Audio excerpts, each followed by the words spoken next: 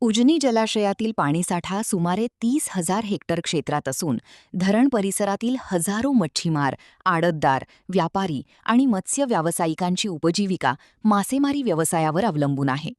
त्यामुळे प्रस्तावित सौर ऊर्जा प्रकल्पामुळे मासेमारीसाठी उपलब्ध जागा कमी होऊन हजारो कुटुंबांच्या रोजगारावर परिणाम होण्याची भीती समितीने व्यक्त केली आहे. समितीच्या निवेदनानुसार प्रस्तावित सौर ऊर्जा प्रकल्प सुमारे 14,976 कोटी रुपयांचा आणि 1,000 मेगावॅट क्षमतेचा असल्याचे नमूद करण्यात आले आहे. या प्रकल्पासाठी मोठ्या प्रमाणावर जलाशय क्षेत्र व्यापले जाणार असल्याने पर्यावरणावर तसेच स्थानिक नागरिकांच्या उपजीविकेवर परिणाम होऊ शकतो, असा दावा समितीने केला आहे. प्रस्तावित सौर ऊर्जा प्रकल्प तत्काळ रद्द करावा. मासेमारीचा टेंडरिंगद्वारे प्रस्तावित खासगी ठेका रद्द करावा. उजनी जलाशयातील मासेमारी परवाना पासेस पूर्ववत सुरू ठेवावेत.